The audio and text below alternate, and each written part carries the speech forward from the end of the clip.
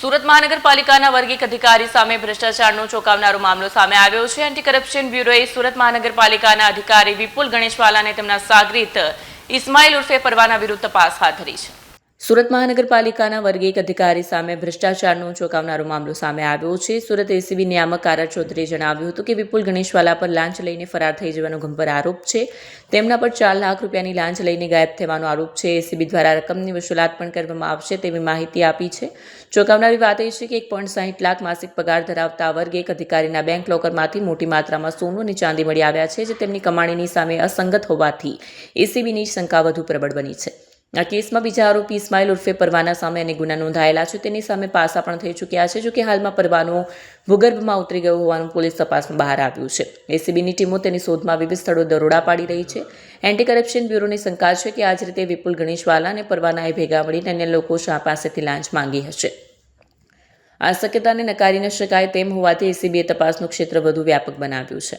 Cameraman હકીમ શેખ સાથે Wasim હાસમીનો report, આઝાદ news, Surat.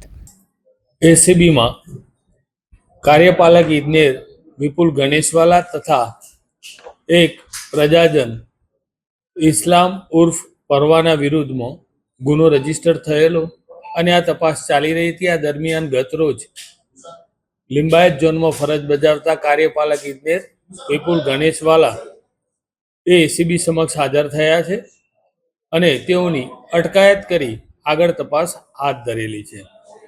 આ કામના આરોપી પરવાના તથા આ ગણેશવાલા એ લગભગ સતત છેલ્લા ઘણા સમયથી આ સેમ એમોથી આવા ગુના આચરી રહ્યા હોય એવી સંભાવના છે। એ મુદ્દે તપાસ ચાલે છે। તેમજ આ કામનો જે સહ આરોપી છે ઇસ્લામ ઉર્ફ પરવાના, એની વિરુદ્ધમાં અલગ અલગ પોલીસ સ્ટેશનોમાં કુલ મારામારી અને ખંડણી જેવા બીજા અન્ય 6 ગુનાઓ પણ રજીસ્ટર થયેલા છે અને એમાં એ પાસા પણ ભોગવી ચૂકેલો છે।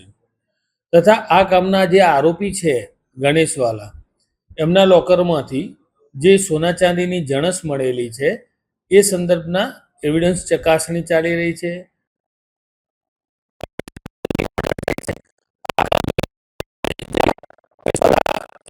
જે ઇન્સ્ટ્રુમેન્ટ મોબાઈલ આ યુઝ કરતા હતા એની રિકવરીને આ બધી તપાસ પણ બાકીમાં છે અને આ તમામ મુદ્દાઓની તપાસની છણાવટના અંતે જે કોઈ પર પરિણામો મળશે અમે આપને જણાવીશું। આ કામે આરોપીના રિમાન્ડ અને એ ફર્ધર કામગીરી પણ આજે થશે। Thank you. હા, જે બી પુરાવાઓ મળશે તમામ ઇન્વેસ્ટિગેશન કરવામાં આવશે। અને આ કામના જે આરોપી ગણેશવાલા છે એમની સેલરી 1,60,000 રૂપિયાની છે અત્યારે અને એ કાર્યપાલક ઇજનેર તરીકે 2021માં પ્રમોશન મેળવી અને પ્રથમ કતારગામ ઝોન અને હાલમાં છેલ્લા 3 વર્ષથી લિંબાયત ઝોનમાં ફરજ બજાવે છે। હા, એ જે બી પુરાવાઓ મળશે એમને જ્યારે જે એવિડન્સ મળશે એ મુજબ આગળની અમે તમામ તપાસ કરીશું।